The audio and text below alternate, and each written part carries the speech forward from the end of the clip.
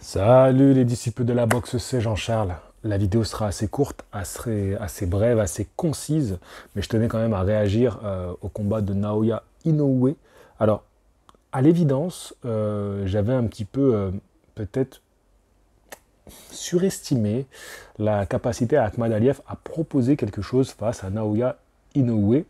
Et surtout, je ne m'attendais pas à ce que Naoya Inoue propose ce combat-là. Ce qui a rendu un combat assez surprenant dans son ensemble, de voir Naoya se comporter comme ça sur le ring. Il remporte ce combat-là au point largement. Il n'y a rien à dire, c'est indiscutable. La victoire est impeccable. Je ne sais même pas si on peut donner un round à l'Ouzbek.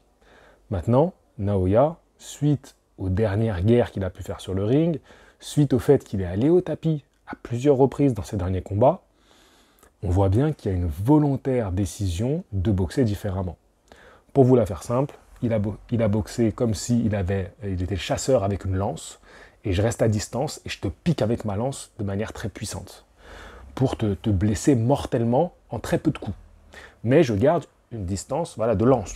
Voilà, on n'est pas à l'épée, on n'est pas au glaive, c'est une lance. Donc, c'est assez surprenant de voir Naoya combattre comme ça. On n'a pas vraiment l'habitude. On a retrouvé par moments, chasse le naturel, il revient au galop. Par moments, on a retrouvé ce Naoya Inoue qui vient au contact, qui vient à l'échange, qui cogne fort. Enfin, il cogne fort même à distance. Là n'est pas le problème. Mais dans ce rapport de force. Alors, c'est bizarre ce que je dis, mais en fait, il est tout le temps dans un rapport de force. Mais tactiquement, il a proposé un style différent de son habitude. Avec beaucoup de déplacements, avec cette volonté de rester à distance, de ne pas chercher forcément le surengagement et de rester à distance de frappe. Parfois, ces petits déplacements qu'il faisait. Il n'a pas un super jeu de jambes, Naoya. Voilà, c'est pas son point fort. Mais il joue de qualité athlétique exceptionnelle. Il a une capacité à être explosif, que ce soit en reculant, en avançant, qui le rendent très difficile à attraper. Voilà, c'est très dur. Et en fait, Akhmad Aliev, rapidement, déjà face à ce choix tactique de la part de Naoya, je pense qu'il a été surpris. Et qui plus est, en fait, il était en incapacité de répondre parce que ça allait beaucoup trop vite. Ce qui était intéressant avec cette approche tactique un petit peu différente du japonais, c'était de le voir travailler les contres. Avec la force de frappe qu'il a, le contre peut être une nouvelle manière, on va dire, de finir ses combats en évitant d'aller trop à l'échange et de prendre trop de coups. Je pense que Naoya aujourd'hui a 32 ans, il a peut-être envie de bien finir ses jours. Et donc l'idée c'est de prendre moins de coups. Clairement dans ce combat-là, l'idée elle était là, prendre un minimum de frappe. On l'a vu faire des contres du bras arrière avec le crochet du gauche, impeccable.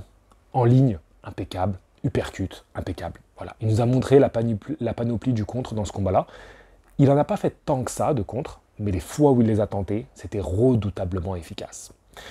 Il faut aussi dire que Akhmad Aliev est un monstre, il a un menton en titane. C'est impressionnant. Il a pris des coups, ma main a coupé, que tu mets 20 opposants de Naoya, il tombe. Tu vois, 20 propositions d'opposants, tu mets le top 20, voilà, tu mets le top 20, ils tombent quasiment tous sur les frappes qu'il a pris. Il y a des moments où il les prenait plein fer, il était debout le gars. Même qu'à la dernière reprise, le dernier échange, Naoya Inoue est touché. Il est nettement touché, il prend au niveau du front, il a un moment où les jambes elles lâchent un petit peu, et il va dans les cordes, il continue à boxer pour pas montrer que ça l'a atteint, mais il est touché. Sûr et certain, la dernière action du combat, il est touché. Maintenant, à part ça, il n'a jamais été en danger. On l'a vu, en général, la défense de Naoya, c'est lever les mains et retrait au niveau des jambes. Là, on a vu des retraits du buste après des combinaisons. Non, franchement, on a vu un Naoya qui propose défensivement plus de choses et qui reste ce terrible puncher qui va marquer son adversaire. Et donc voilà, donc pas grand chose à rajouter, c'est assez drôle quand même. L'ironie veut que finalement, là où on a été très surpris, c'est de voir Crawford résister physiquement à Canelo et battre Canelo, alors que finalement, du côté de Naoya Inoue, avoir un Naoya Inoue qui boxe à distance et qui va au point, et qui clairement se dit que aller au point c'est très bien face à un adversaire comme ça. On l'a senti dans la stratégie du combat, qu'il n'y avait pas cette volonté à pousser forcément le chaos. Il fait le show, il fait le spectacle. À la fin aussi, il fait le spectacle. Alors moi, j'ai trouvé adorable. Donc juste pour finir, ce que je voulais dire, c'était que c'est un peu le monde à l'envers, je trouve. Et pour finir, c'était fou cette scène où donc il fait son speech à la fin, comme d'habitude. Hein, il fait un speech. Et Nakatani, Junto Nakatani, qui est aujourd'hui le grand rival de Naoya, quitte la salle. Et au moment où il quitte la salle, alors qu'ils sont en train d'échanger avec Bob Arum, Naoya crie avec le micro « Nakatani, Nakatani-kun !» Il l'appelle comme ça, donc c'est une forme de politesse, c'est affectueux. Donc il l'appelle comme ça, et donc Nakatani se retourne, il est filmé, il sourit et tout, et donc il lui fait des grands gestes, et il lui dit, en fait, je crois qu'il lui dit, en gros, accepte, on se rencontrera au Tokyo Dome. En fait, moi j'ai vu là une scène de hippo, enfin une scène de manga. Il n'y a que dans les mangas où tu vois des actions comme ça. Avec ce respect à la japonaise, mais en même temps cette rivalité, en même temps ce duel entre les deux. Je sais pas, en fait, je trouve que les gens qui étaient dans la salle, ils ont assisté à une scène de manga. Un peu, c'est très cinématographique, voilà.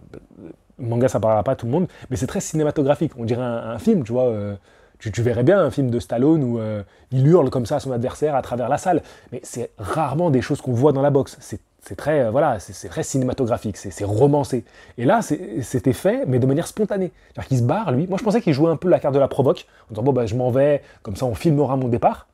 Et l'action de Naoya qui l'interpelle de manière très naturelle, tu vois, c'était très innocent de sa part. Et lui qui se retourne, souriant, tu vois, c'est la classe, c'est pas, il fait pas la tête, je me suis dit peut-être qu'il va juste partir, tu vois, en mode Vegeta, je m'en vais.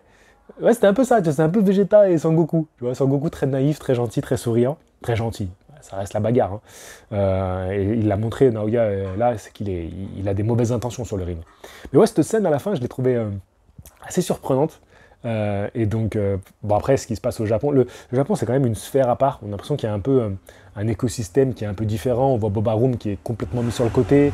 Ils font leur truc à la japonaise. Pardon, il y a une moto qui passe dans la rue. Tu vois, c'est marrant, c'est un autre monde. Ouais, c'est un autre monde et moi j'aime beaucoup. Moi, les codes, les manières de s'exprimer, l'humour, bah, c'est quelque chose qui me parle. Après, je pense que ça parle pas forcément à tout le monde. Je pense que les gens sont plus habitués au style américain. Tu vois, par exemple, on a vu ce week-end Devin Haney interpeller Teofimo Lopez. Mais moi, leur manière de se comporter, il me saoule de fou. Tu vois, il est là, il lui serre la main, donc Teofimo Lopez, il serre la main à Devin Haney et à sa compagne. Je pense que c'est sa compagne, hein, je fais une supposition. Et quand il repart, Devin Haney regarde, il fait « Hey Théo !» Ils ont des attitudes. C'est bon là, appelle-le correctement, viens me voir s'il te plaît, tu le regardes arriver, arrête de faire ton attitude. Viens. Arrête de faire le check là, de faire le cacou là, j'aime pas, ça m'énerve. C'est pour ça que je suis content que Terence Crawford il a gagné, parce que Terence Crawford, Canelo, c'est quand même une autre manière, tu vois. Ils ont des... Après, je pense que c'est l'âge aussi, on a 10 ans d'écart, c'est des petites attaques là. Ouais, c'est ça en fait, c'est l'âge. En fait, c'est une question d'âge. C'est une question de culture et d'âge. Parce que je préfère la culture à la japonaise, les interactions à la japonaise. Et du côté américain, c'est une question d'âge. C'est des gamins, en fait. C'est des sales gamins. C'est pour ça. Bref, je vous dis à la prochaine. Fighting! Je ne pouvais pas ne pas faire de vidéo sur Naoya Inoue. J'ai presque rien dormi, les gars. J'ai presque rien dormi ce week-end. Je suis explosé. Vraiment, je suis dans le mal. Mais je pouvais pas... j'ai réussi à avoir le combat. Je ne pouvais pas ne pas faire de vidéo sur Naoya.